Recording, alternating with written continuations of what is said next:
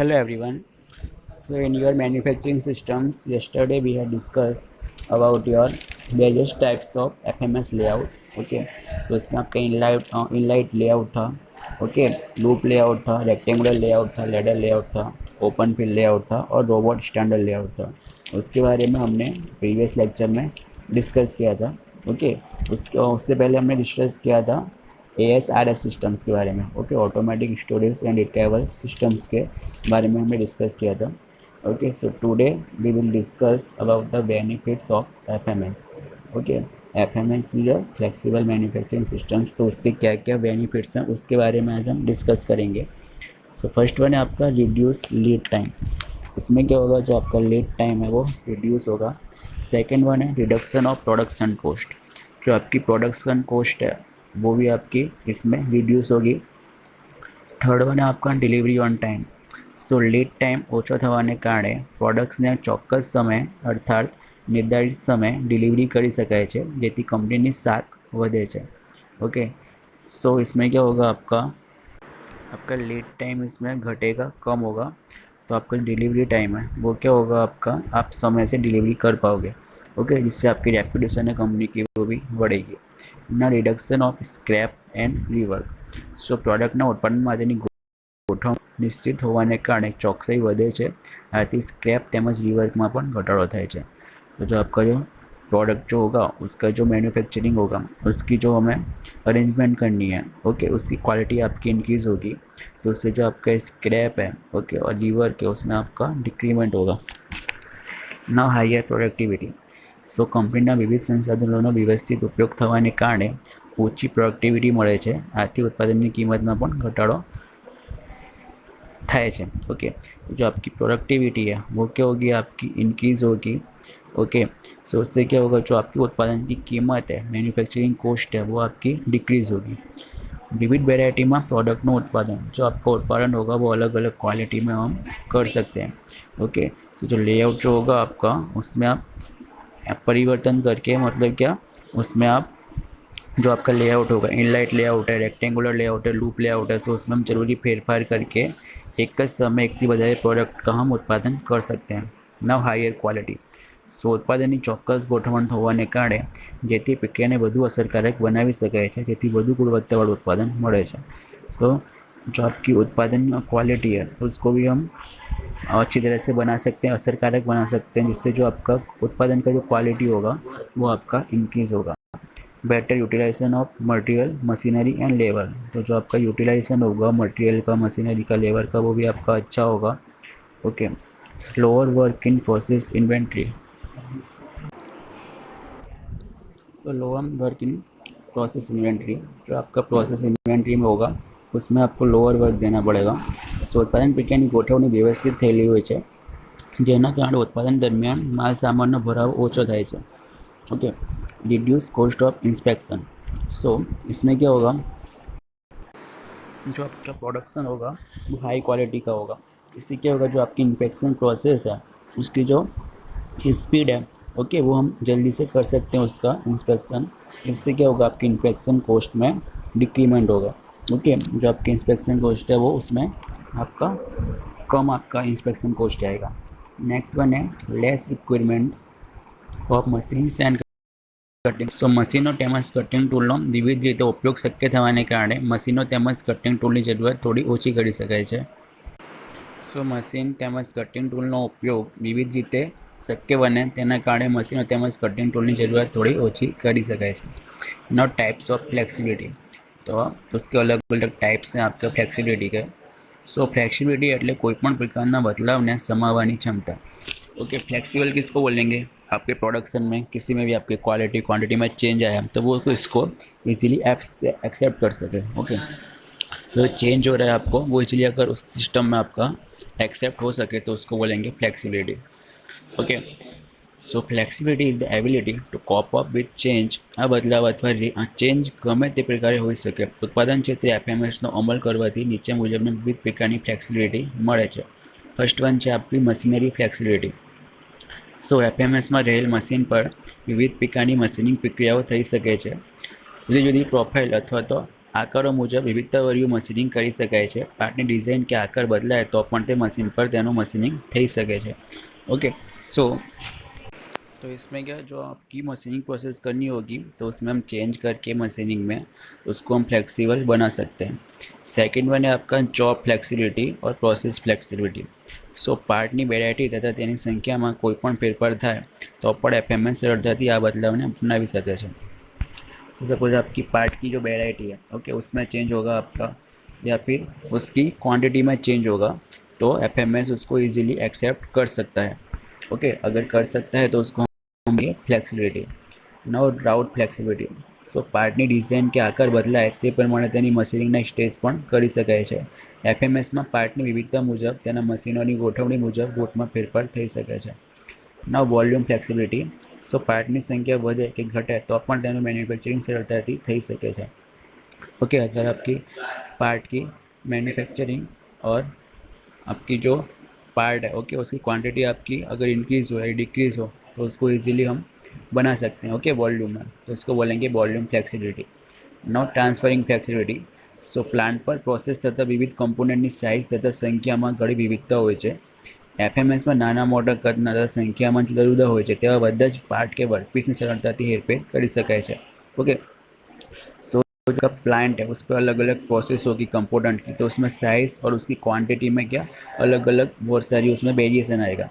Okay so आपके ना छोटे साइज़ के भी पार्ट होंगे बड़ी साइज़ के भी पार्ट होंगे. ओके उसकी क्वांटिटी भी अलग अलग होगी तो उस पार्ट पे इजीली हम उसको ट्रांसफ़र कर सकें. ओके छोटे पार्ट को भी और बड़े पार्ट को भी इजीली हम ट्रांसफर कर सकें from one one work station to another work station तो उसको बोलेंगे transferring flexibility. Now signal flow diagram and line balancing in FMS. So flexible manufacturing system piece તથા પાર્ટ વારાફરતી વિવિધ વર્ક સ્ટેશન પર પહોંચે છે.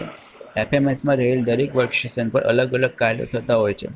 પાર્ટની વેરાયટી તેમજ વર્ક સ્ટેશનની વિભિન્નતા મુજબ જુદા જુદા વર્ક સ્ટેશનનો પ્રોસેસિંગ ટાઈમ એકબીજાથી અલગ અલગ હોય છે.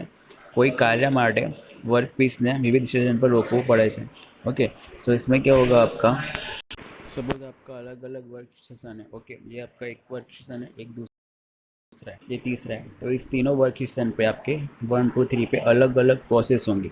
सपोज इस पर आपकी ड्रिलिंग होगी इस पर आपकी टेपरिंग होगी. ओके इस पर आपकी कटिंग प्रोसेस होगी. ओके सो पहले हमें देखना है कि ड्रिलिंग के बाद हमें फ्रॉम वन वर्क स्टेशन से दूसरे पे लेके जाना है स्टेशन पर. ओके तो यहाँ पे ज़्यादा आपका और जो आपका इक्विपमेंट है ज़्यादा यहाँ पे आपका ज़्यादा संख्या में ना आ जाए. ओके अगर हमको फर्स्ट स्टेशन से तीसरे पे लेके जाना पड़ेगा प्रोसेस के लिए तो दूसरे का कुछ काम नहीं है दूसरे स्टेशन का डायरेक्टली हम फर्स्ट से तीसरे पे लेके जाएंगे. ओके लेकिन अगर इस पे फर्स्ट स्टेशन पे आपकी मात्रा ज़्यादा होगी क्वांटिटी ज़्यादा होगी तो यहाँ पे क्या आपकी बहुत सारे इकट्ठे हो जाएंगे वर्क पीस. ओके सेकंड पे आपका एक भी वर्क पीस नहीं होगा.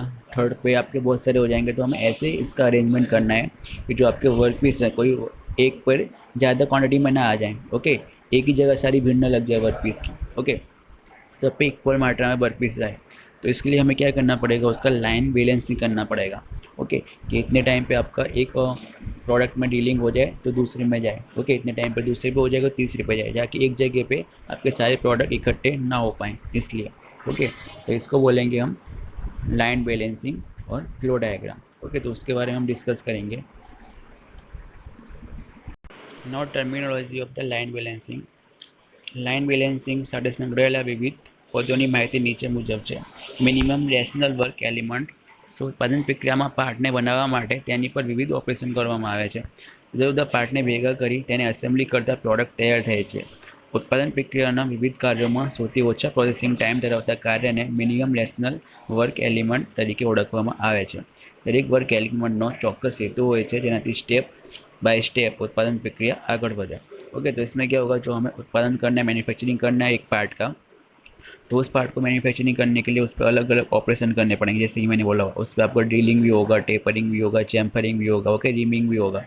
ओके तो जब हम प्रोडक्ट को जब असेंबली करेंगे अलग अलग प्रोडक्ट को ओके तो आपका फाइनल प्रोडक्ट तैयार होगा.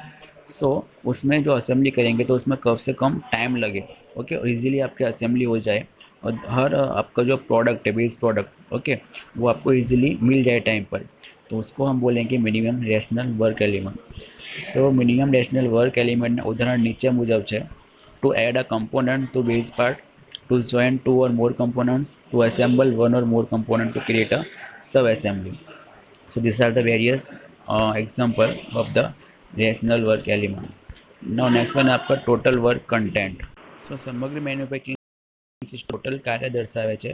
વિવિધ કાર્યો માટેનો સમય જુદો જુદો હોય છે. આથી તમામ કાર્યોને પૂર્ણ કરવા માટેનો સમય TWC નીચે મુજબ દર્શાવી શકાય છે, જે વિવિધ નાના કાર્યો માટેના સમયનો સરવાળો દર્શાવે છે.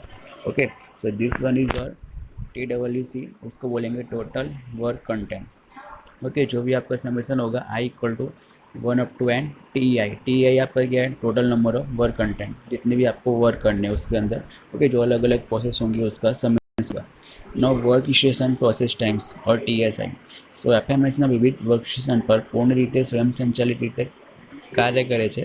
ઘણી વખત અમુક વર્કસ્ટેશન પર મેન્યુઅલી કામગીરી પણ થતી હોય છે. કોઈ વર્કસ્ટેશન પર એક અથવા તો એકથી વધારે કાર્યો થતા હોય. આથી વર્કસ્ટેશન પર થતા વિવિધ કાર્યો માટેના સમયનો સરવાળો કરવાથી તે वर्कस्टेशन टोटल प्रोसेस टाइम जानी सका है. मीन्स क्या, सपोज एक ही स्टेशन पर आपके अलग अलग बहुत सारे काम हो रहे हैं. ओके, और जो सारे काम हो रहे हैं वो ऑटोमेटिक हैं. ओके, तो हमें क्या करना पड़ेगा, उसका टोटल टाइम कैलकुलेट करना पड़ेगा कि यहाँ पे जो आपका प्रोडक्ट बनना है उसमें जो अलग अलग ऑपरेशन हो रहे हैं उस ऑपरेशन के लिए आपका कितना टाइम लग रहा है टोटल. ओके, प्रोसेस टाइम उसको बोलेंगे. सो उसका आपका फार्मूला होगा summation of I equal to 1 up to m TSI equal to I up to 1 up to n TEI. Okay, TEI आपका क्या होगा, TEI आपका total work content. Okay, SI आपका क्या है, total work station process times. तो दोनों आपके इक्वल. नाउ नेक्स्ट वन है आपका મુજબ તેનું મેન્યુફેક્ચરિંગ કરવા માટે તેના પર વિવિધ ઓપરેશન્સ કરવામાં આવે છે. દરેક વર્કપીસ કે પાર્ટ માટે મેન્યુફેક્ચરિંગની સિક્વન્સ નક્કી કરેલ હોય છે. જરૂરી આઉટપુટ મેળવવા માટે આ સિક્વન્સને અનુસરવું જરૂરી છે, જેને કન્સ્ટન્ટ કહેવાય છે. સો ઉદાહરણ તરીકે ઇન્ટરનલ શેડ પાડવા માટે વર્કપીસમાં સૌપ્રથમ ડ્રિલિંગ જરૂરી છે, ત્યારબાદ તેમાં ટેપનો ઉપયોગ કરીને જરૂરી मापना थ्रेड पाड़वामां आवे छे. सपोज हमको थ्रेडिंग करनी है. प्रेसिडेंट कंस्टेंट मतलब क्या, कौन सी प्रोसेस के बाद आपकी कौन सी प्रोसेस होगी उसको बोलेंगे सीक्वेंस. तो उसको प्रेसिडेंस कंस्टेंट. ओके, कि आपके होल के बाद ही हम उसमें थ्रेड क्रिएट कर सकते हैं. ना सेकेंड वन है आपका बैलेंस डिले. सो आ बाबत मैन्युफेक्चरिंग लाइन अथवा तो FMS કેટલી બિનકાર્યદક્ષ છે તે દર્શાવે છે. વર્ક સ્ટેશન અયોગ્ય કામ આપેલું હોય તો તેના આઇડલ ટાઈમ વધી જાય છે. So D equal to MTC minus TWC upon MTC. Here M is number of workstation, TC is desired cycle time and TWC equal to total work content time. Okay, तो इसके ऊपर से आप define कर सकते हो विच इज और delay time और balance delay time. Second one है आपका सिंगल फ्लो डायग्राम. ओके, और प्रिसीजन डायग्राम. सो इसके अंदर क्या होगा, सो सिग्नल में सेम जैसे कि पहले हमने देखा था, उसका दूसरा नाम आपका क्या है, प्रेसिडेंट डायग्राम. सो प्रेसिडेंट डायग्राम, प्रेसिडेंट का मतलब क्या है कि जो आपको प्रोसेस करने की वर्क के ऊपर अलग अलग, तो आपका पहला ऑपरेशन कौन सा करना है, उसके बाद कौन सा ऑपरेशन करना है, उसको बोलेंगे हम सिग्नल फ्लो डायग्राम. ओके, सो प्रेसिडेंट कंटेंट मुजब वर्क एलिमेंटની ગોઠવણને સિંગલ ફ્લો ડાયગ્રામ અથવા પ્રેસિડેન્ટ ડાયગ્રામ વડે દર્શાવવામાં આવે છે. આ દરેક નોડ એકબીજા સાથે તીરથી જોડાયેલા હોય છે. દરેક વર્ક એલિમેન્ટના કાર્ય માટેનો નક્કી કરેલ ક્રમ હોય છે. કાર્યને પૂરું કરવા માટે ગોઠવણ મુજબ કામ થવું જરૂરી છે. પ્રિસિડેન્સનો અર્થ કામની પ્રાથમિકતા દર્શાવે છે, જેમ કે કોઈ મશીનિંગ કાર્ય માટેની પ્રાથમિક જરૂરિયાત શું છે. ઓકે, કે પહેલે हमें कौन सा वर्क करना है मशीन के ऊपर, તેમજ એક ઓપરેશન કરવા માટે અન્ય ઓપરેશન પહેલાં પૂરું થયેલું હોવું જોઈએ. ओके, मीन्स का जैसे कि हमको थ्रेडिंग ऑपरेशन करना है तो थ्रेडिंग से पहले आपका ड्रिलिंग ऑपरेशन कंप्लीट होना चाहिए. उसी के बाद हम उसके अंदर थ्रेड बना सकते हैं. ओके, थ्रेडिंग कर सकते हैं. सो आम सिग्नल फ्लो डायग्रामની મદદથી વર્ક સ્ટેશન પર થતા વિવિધ ઓપરેશનની ગોઠવણીને સરળતાથી સમજી શકાય છે. ओके, सो ये आपका होगा प्रिसीजन डायग्राम कि हमें कौन सा वर्क पहले करना है, कौन सा ऑपरेशन पहले करना है, उसके बाद कौन सा ऑपरेशन करना है. Okay, so this one is your signal flow diagram और प्रिसीजन डायग्राम. नेक्स्ट है आपका मेथड ऑफ लाइन बैलेंसिंग. तो लाइन बैलेंसिंग जो हमने देखी उसके अलग अलग मेथड है. फर्स्ट वन है आपका लार्जेस्ट कैंडिडेट रूल और सेकेंड वन है आपका Kilbridge and Wester method. Okay, so one by one हम दोनों के बारे में डिस्कस करेंगे. फर्स्ट वन है आपका लार्जेस्ट कैंडिडेट रूल्स. सो આ પદ્ધતિના મુખ્ય સ્ટેપ્સ નીચે મુજબ છે. દરેક વર્ક એલિમેન્ટને તેમના કાર્ય અને સમય મુજબ ઉતરતા ક્રમમાં ગોઠવો. तो पहले आपको कौन सा ऑपरेशन करना है, कौन सा कार्य करना है वो पहले लिखना है, कौन सा लास्ट में करना है उसको एकदम लास्ट में लिखना है. तो ये आपका होगा उतरता क्रम. ગોઠવેલ વર્ક એલિમેન્ટમાંથી સૌપ્રથમ ઉપરથી શરૂઆત કરીને વર્ક એલિમેન્ટની પસંદગી કરો જેમાં टीની कीमत टीसीની कीमत વધવી ना જોઈએ। तो जो आपकी टी है ओके फाइनल और आपकी टी क्या है टाइम फॉर वर्क एलिमेंट और टीसी क्या है डिजायर साइकिल टाइम। सो जो आपका टी की कीमत है वो टीसी की कीमत से कम होनी चाहिए, ज़्यादा नहीं होनी चाहिए। इस हिसाब से हमें क्या करना है उसकी अरेंजमेंट करनी है। थर्ड है आपका જ્યાં સુધી બધા જ વર્ક એલિમેન્ટ ગોઠવાઈ ના જાય ત્યાં સુધી ऊपरની प्रक्रियाને रिपीट करो।